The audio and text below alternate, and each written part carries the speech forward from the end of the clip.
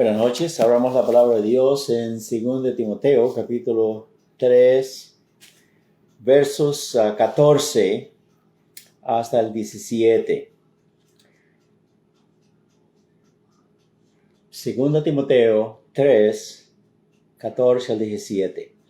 Pero persiste tú en lo que has aprendido y te persuadiste, sabiendo de quién has aprendido y que desde la niñez has sabido las sagradas escrituras, las cuales te pueden hacer sabio para la salvación por la fe que es en Cristo Jesús.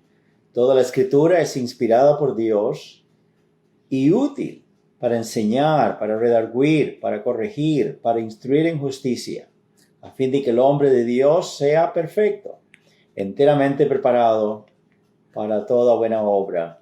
Amén. Esta noche vamos a meditar un poco sobre la importancia de leer, de estudiar la palabra de Dios, la Santa Biblia. Aquí el consejo a Timoteo es, siendo pastor de la iglesia de Éfeso, un joven pastor que le dice el apóstol Pablo, inspirado por el Espíritu Santo, en contexto sobre los hombres malos que irán de mal en peor, engañando, siendo engañados, etcétera, etcétera. Dice, pero tú, a Timoteo, no tienes que estar siendo engañado por nadie, no tienes que ser víctima de las mentiras y de las herejías de los demás. Persiste, sé perseverante, sé constante, no te des por vencido. Sigue aprendiendo más de lo que te persuadió, que es la palabra de Dios.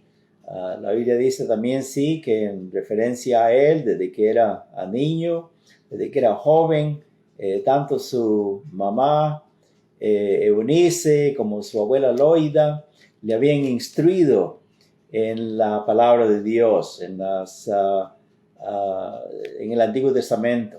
Y dice, y eso que oíste de tu mamá, de tu abuela, y que el Señor abrió tu corazón para que seas salvo, ahora que eres pastor, persiste, sé constante, dale continuidad al estudio, sigue aprendiendo más. Y dice, porque toda la escritura es inspirada por Dios. Todo quiere decir, cada palabra, todo desde el Génesis hasta el Apocalipsis, es inspirada de Dios. Él exhaló, Él emitió a cada palabra, a cada uno de los patriarcas, profetas y apóstoles también en el Nuevo Testamento. Y que es útil, que es indispensable, que es efectiva. ¿Para qué? Dice, para enseñar. Nosotros somos ignorantes, no sabemos de dónde venimos, ni qué estamos haciendo aquí, ni para dónde vamos, pero la palabra de Dios nos dice cuál es nuestro origen, por qué tenemos nuestra estadía aquí en la tierra y para dónde vamos a ir, dependiendo de lo que resolvamos con Cristo Jesús el Salvador, ¿verdad? Si le aceptamos como Salvador personal, pues ya sabemos que vamos a ir al cielo con Él un día, y si no, pues también terminaremos en el infierno, ¿verdad? Pero por supuesto, los que ya somos salvos no vamos a terminar ahí, pero lo que quiero decir es que cada persona resuelve en su corazón. La disyuntiva está en Cristo Jesús. Recibirlo es salvarse, rechazarlo es condenarse. Cuando dice inspirada por Dios, útil para enseñar, para redarguir. Redarguir quiere decir convencer, quiere decir persuadir, quiere decir estar convencido de algo. El Espíritu de Dios usa la palabra de Dios para convencernos, para cambiar nuestra mente, para causar una revolución en la mente, en el corazón. Si algo está incorrecto, que no agrada a Dios, debemos de desistir de ello y cambiar. Dice para corregir también, para corregir. De nuevo, ya una vez que estamos redarguidos, convencidos de la palabra de Dios, entonces nos dice cuál es el camino correcto para tomar, ¿verdad? Para corregirnos, para instruir en justicia. Amén. Dios está interesado, sí, en que nuestra vida sea agradable a Él. El hecho de ser perfecto no quiere decir que ya no vamos a cometer errores, que somos impecables o nada así por el estilo. Pero esto quiere decir maduro, hábil, bien capacitado para servir al Señor. Dice, enteramente preparado para toda buena obra. Hay dos razones bastante comunes, fuertes, tanto en los inconversos como inclusive muchos hijos de Dios, nuevos creyentes y aún cristianos que ya son bastante avanzados en tiempo de recibir a Cristo como Salvador, de asistir a la iglesia, pero hay mucha negligencia, dejación, pereza en leer y estudiar la palabra de Dios. Hay dos problemas que son mencionados por los cuales ellos dicen que les desanima y no les estimula mucho para estudiar la palabra de Dios. Unos dicen, inclusive cristianos, es que pues la Biblia es un libro tan antiguo y fue escrito para los judíos hace miles de años atrás. Son muchas las generaciones que han transcurrido, las costumbres de ellos, la vida de ellos era completamente diferente. Ahora vivimos en tiempos modernos y la Biblia no es tan relevante para nosotros. Es una excusa, parece bastante razonable, pero es más bien irrazonable. No importa cuántos miles de años la Biblia haya sido escrita para las generaciones anteriores. Los hombres de aquellos tiempos y los hombres de ahora somos iguales. El hombre no ha cambiado y Dios no ha cambiado tampoco, ni la palabra de Dios ha cambiado. Aquellos hombres y mujeres eran tan pecadores como nosotros lo somos, tan ignorantes como nosotros lo somos, tan rebeldes con Dios como nosotros lo somos. El mensaje de Dios es siempre relevante para nuestro tiempo. El hombre sin Dios, el hombre sin Cristo, no ha cambiado. Es un pecador perdido, es ciego, es ignorante, es perverso, es injusto y solo Dios lo puede salvar y transformar.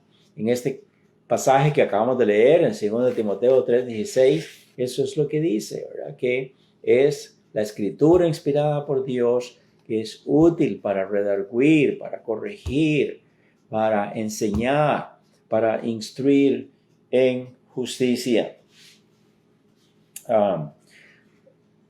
Los hombres, pues, que en la antigüedad necesitaban esta instrucción de Dios, es la misma que necesitamos en el día de hoy.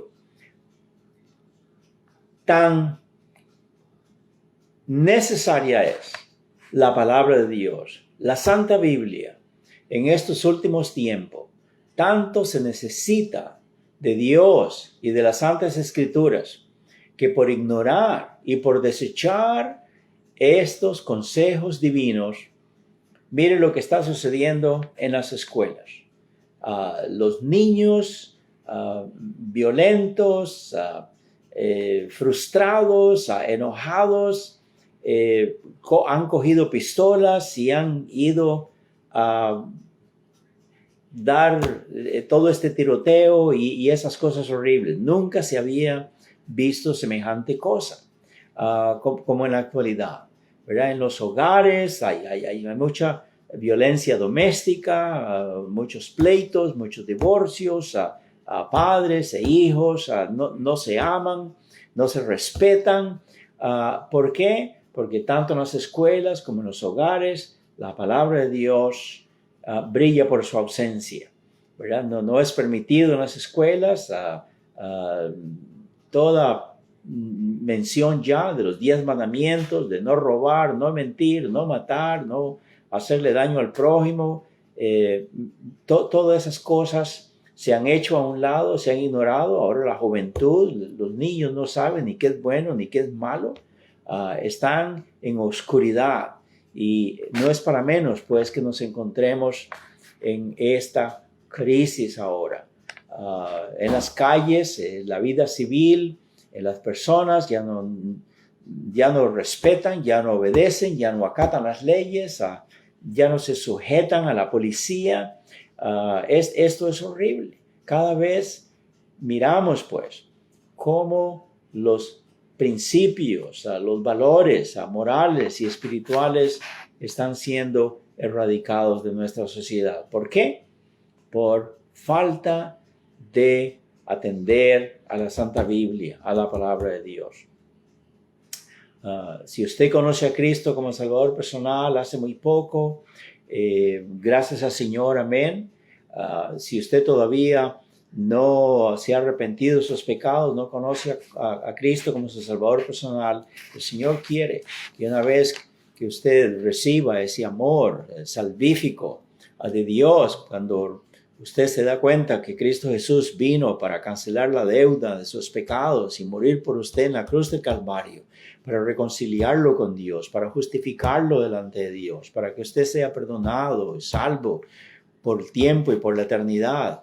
Entonces, está instruido por la palabra de Dios, así como Timoteo, ¿verdad? Que persiste tú en lo que has aprendido, persiste tú en las Santas Escrituras, las cuales son útiles para, dice el texto, para enseñar, para redarguir, para corregir, para instruir en justicia, a fin de que el hombre o mujer de Dios sea preparada, sea madura, sea capaz, sea hábil, sea experimentada en poder servir al Señor. Amén.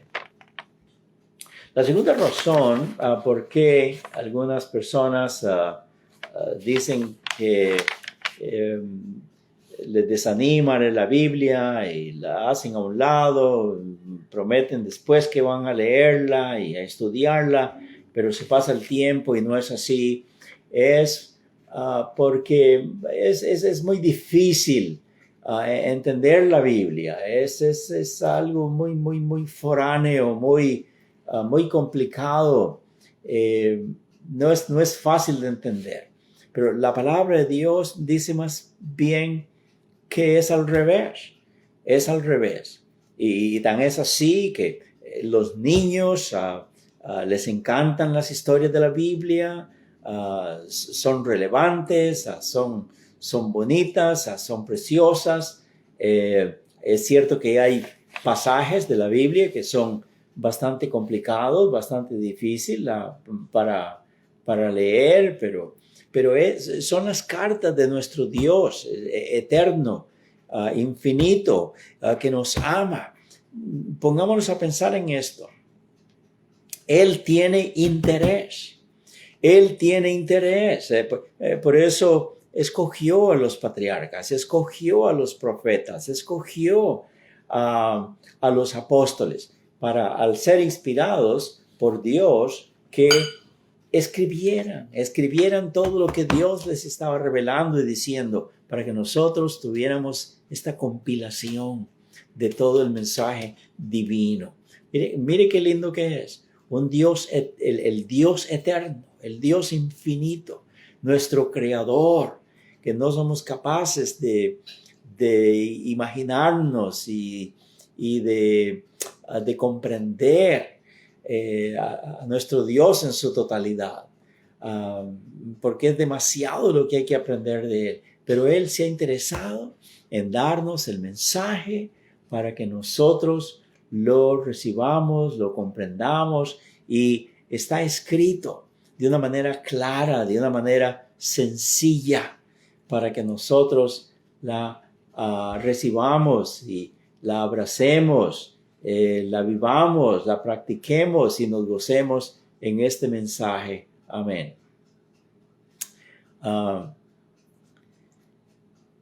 El mensaje de la salvación, que es el número uno de los mensajes que Dios quiere que aprendamos, es bien fácil, ¿verdad? Dice la palabra de Dios, nos convence de que somos pecadores.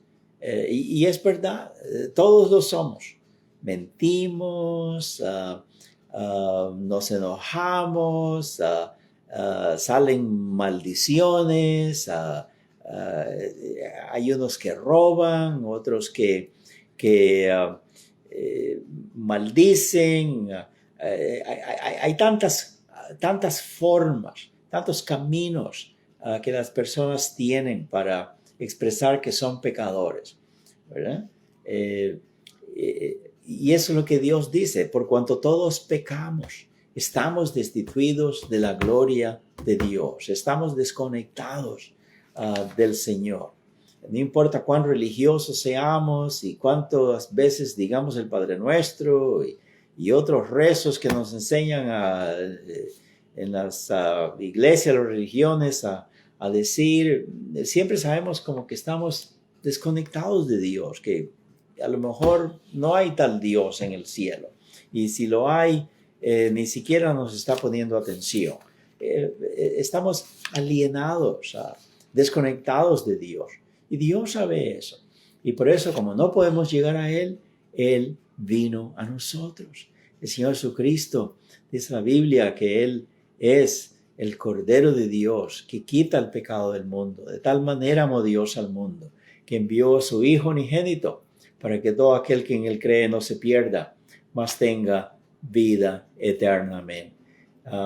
En el Salmo 119, 105, ya después de que somos hijos de Dios, ya después de que somos salvos por la fe en Cristo Jesús, miren lo que Dios tiene interés en que nosotros nos beneficiemos con su palabra, porque dice acá en el Salmo 119, 105, lámpara es a mis pies tu palabra y lumbrera a mi camino. Lámpara. ¿Una lámpara para qué sirve? Para disipar la oscuridad y para que podamos ver, porque estamos en tinieblas, estamos en oscuridad. Pero la palabra de Dios dice que es a nuestros pies lámpara, que nos ilumina el camino y es lumbrera a mi camino. No tenemos que andar a tientas, no tenemos que andar imaginando si esto será aprobado por Dios o no, si esto es bueno o es malo, si esto es beneficioso o perjudicial. La palabra de Dios nos dice todas esas cosas sobre el aborto, sobre el robo, sobre tantas otras cosas también que se discuten y que se legislan en nuestros países. Dios da su dictamen. Él dice que es correcto o incorrecto, que es malvado y que es aprobado por Él. Lámpara es a mis pies tu palabra y lumbrera a mi camino. Amén. La palabra de Dios, sí, pues, muestra deber ser la palabra de Dios de muchas maneras. Pero una cosa que me gustaría que miráramos esta noche es sobre la profecía. Ya sabemos que la palabra profecía es predecir el futuro, ¿verdad? Esa palabra, tanto en el Antiguo Testamento como en el Nuevo Testamento, aunque el Nuevo Testamento tiene un matiz diferente, profetas o profetizar quiere decir como promulgar, anunciar el mensaje de la palabra de Dios. No necesariamente incluye tener que predecir el futuro. Pero en cuanto a la predicción, en cuanto a vaticinar el futuro. Por ejemplo, en Isaías 46, capítulo 46 de Isaías, dice así, ¿ve? En cuanto a la profecía. 46, versos 9 y 10. Acordaos de las cosas pasadas desde los tiempos antiguos, porque yo soy Dios y no hay otro Dios, y nada hay semejante a mí, que anuncio lo porvenir desde el principio y desde la antigüedad, lo que aún no era hecho, que digo, mi consejo permanecerá y haré todo lo que quiero, que llamo desde el oriente al ave y de la tierra lejana al varón de mi consejo. Yo hablé y lo haré venir, lo he pensado y también lo haré. ¿Qué le parece? La palabra de Dios nos enseña así, que Él nos dice las cosas mucho antes que sucedan. Y Él se encarga de que así sea, ¿verdad? Que se cumpla exactamente así como miles de años atrás lo vaticinó, lo predijo, así va a ser. Hay muchas profecías en la palabra de Dios, son centenares, pero vamos a ver algunas cuantas acá en cuanto al Señor Jesucristo mismo. Por ejemplo, en Génesis 3:15 tenemos una profecía acerca del Señor Jesús. Una vez que Adán y Eva pecaron delante de Dios y iban a ser echados del paraíso, el Señor dice que les dijo a ellos, cuando estaba hablando con la mujer y con la serpiente, dice, y pondré enemistad entre ti y la mujer, entre Satanás y la mujer. Dice, entre tu simiente y la simiente suya, entre tus descendientes a Satanás y la simiente de ella, ¿verdad? Que sería Cristo Jesús. Dice, esta te herirá en la cabeza. Esta, la simiente de la mujer, Cristo, te herirá en la cabeza, a ti, Satanás, y tú le herirás en el calcañar. ¿Ok? Este pasaje nos está diciendo, pues, que Jesús sería nacido de una virgen. Aquí no está la palabra virgen, ¿verdad? Bueno, aquí dice la palabra de Dios en el texto. Dice, entre tu simiente y la simiente suya.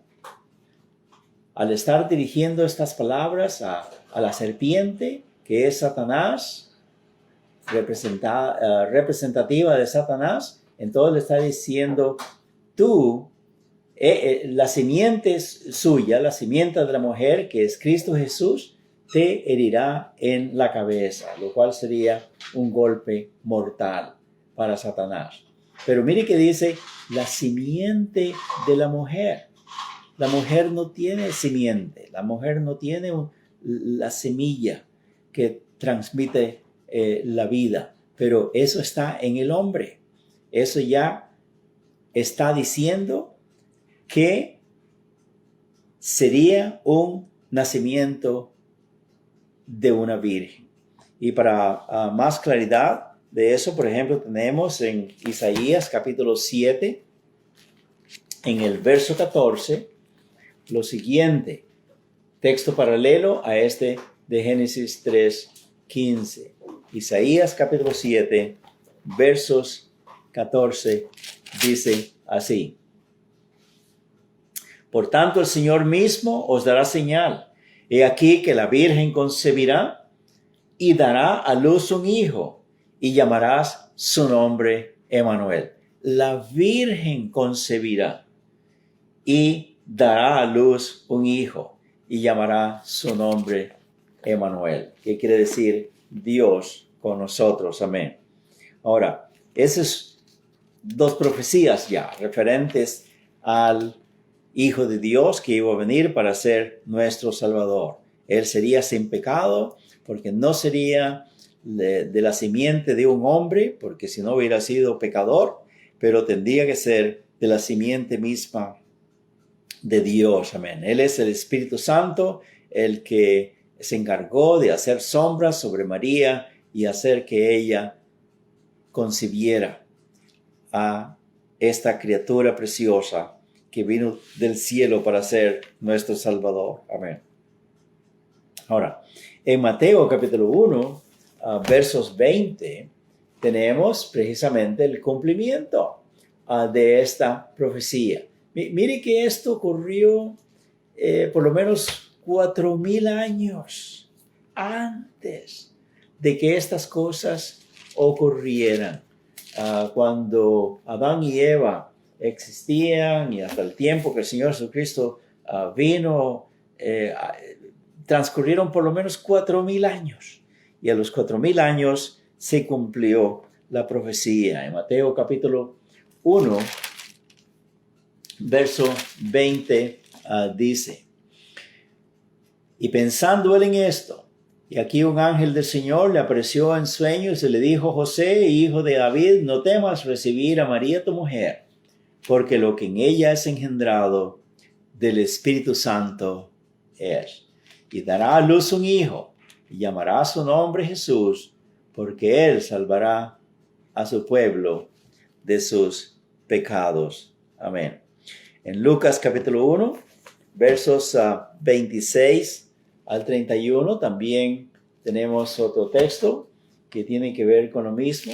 Lucas capítulo 1, versos 26 al 31 dice: al sexto mes, el ángel Gabriel fue enviado por Dios a una ciudad de Galilea llamada Nazaret, a una virgen desposada con un varón que se llamaba José, de la casa de David, y el nombre de la virgen era María.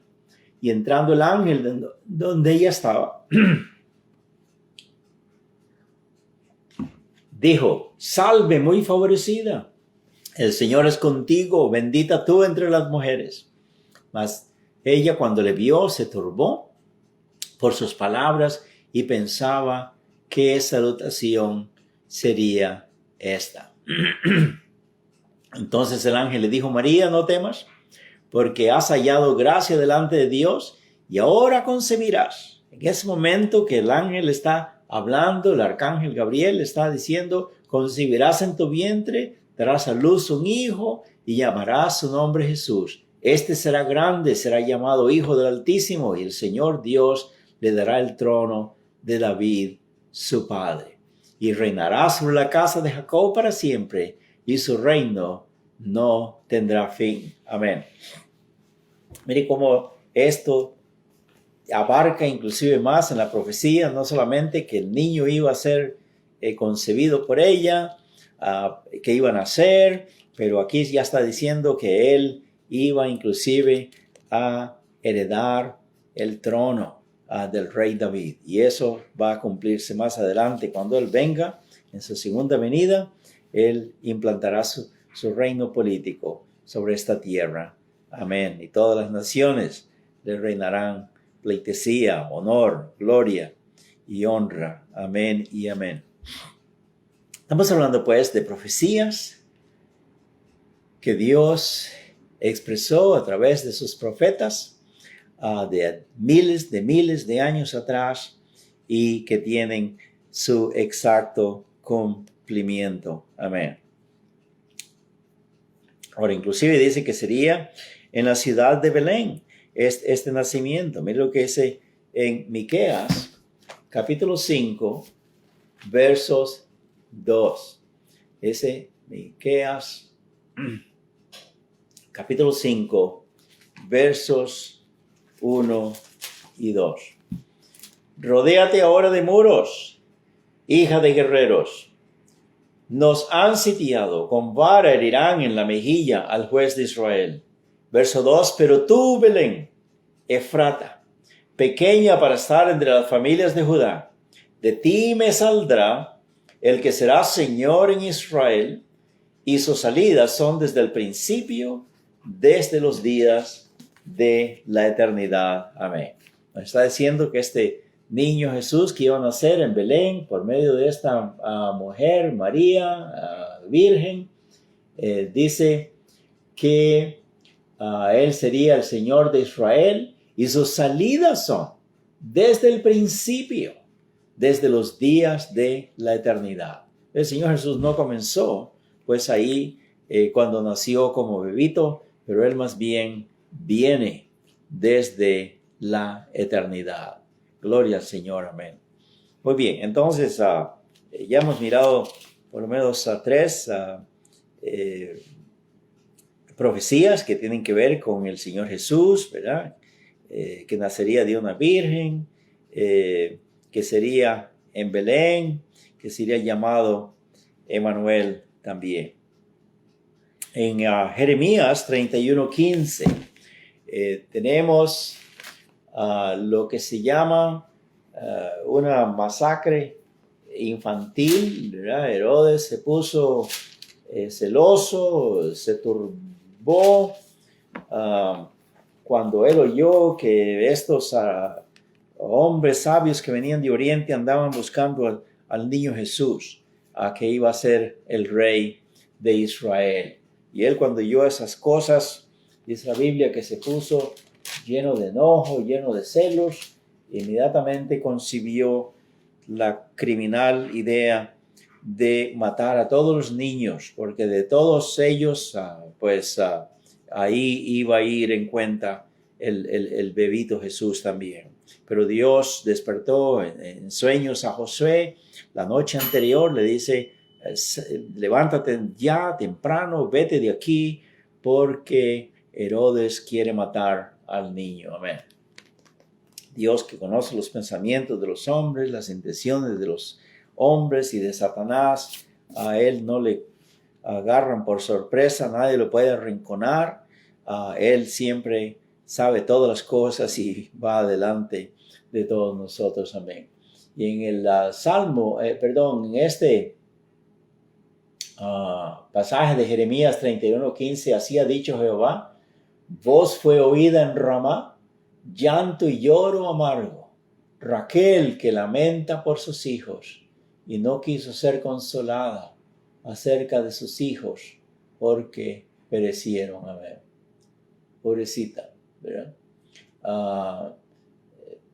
Esta lamentación debe haber sido horrible. Todos los varoncitos de 2 años para abajo, según los cómputos, cálculos que había hecho Herodes desde el tiempo que estos hombres sabios habían hablado con él, hizo ese cálculo y mandó a matar a todos los niños. Dice, eso está en Mateo capítulo 2, versos 16 al 18. Mateo capítulo 2, versos 16 al 18. Dice: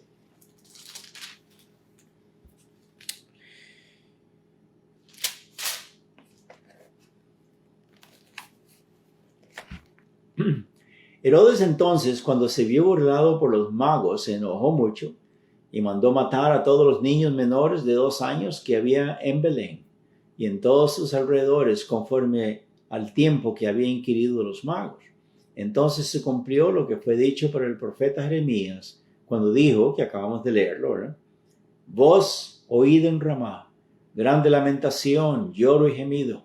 Raquel que llora a sus hijos y no quiso ser consolada porque perecieron. Aquí tenemos pues que Dios sabía que estas cosas iban a ocurrir. Todos estos bebitos iban a ser masacrados, y por eso lo escribió desde hace mucho tiempo por medio del profeta Jeremías. Así, hay muchas cosas más en cuanto a la vida, crucifixión, sepultura, resurrección, ascensión del Señor Jesucristo. Todas esas cosas fueron profetizadas acerca de él y se cumplieron. La última que quiero mencionar es Isaías 53:12. Isaías 53:12, mira lo que dice acá. Dice: por tanto, yo le daré parte con los grandes y con los fuertes repartirá despojos, por cuanto derramó su vida hasta la muerte y fue contado con los pecadores, habiendo él llevado el pecado de muchos y orado por los transgresores. Amén. Fue contado con los pecadores. Usted y yo sabemos que el Señor Jesús, cuando fue sentenciado a morir, crucificado en el Calvario, había dos ladrones también a la par de él, uno a su izquierda y otro a su derecha. Entonces fueron tres los crucificados, tres los malhechores, tres los hombres que no merecían vivir y que tenían que morir. Y contando al Señor Jesucristo, ¿verdad? Contando al Señor Jesucristo. Él fue contado, pues, con los criminales. Y figúrese que esta crucifixión, en el tiempo que Isaías vivió, que fueron unos 750 años antes del Señor Jesucristo, ni siquiera se había inventado la crucifixión. Fue más o menos como unos 350 años antes de Cristo, que este castigo tormentoso, doloroso, horrible, fue inventado. Luego los romanos lo perfeccionaron más todavía y el Señor Jesús fue uno de los crucificados, ¿verdad? Y la palabra de Dios desde muchos años atrás ya había dicho, ¿verdad?, que Él sería crucificado por nuestros pecados. Así pues que la palabra de Dios es pletórica, llena de profecías y todas se han cumplido exactamente como Dios nos lo dijo. Así, ¿cómo podemos negar que la Biblia es la palabra de Dios? Los necios, los agnósticos, los ateos, los enemigos de la palabra de Dios han tratado siempre de encontrar errores en la Santa Biblia, pero si alguien pudiera encontrar un error en la Biblia, lo cual no existe, eso significaría encontrar un error en Dios, porque la Biblia es la palabra de Dios. Por eso hemos de amarla, respetarla, obedecerla, someternos a ella, porque obedecerla a ella y someternos a ella es obedecer a nuestro Dios y someternos a Él y obedecerle y agradarle para que Él nos bendiga. Amén. Señor, bendiga, mis hermanos, y que tengan un bonito servicio de oración esta noche. Hasta pronto.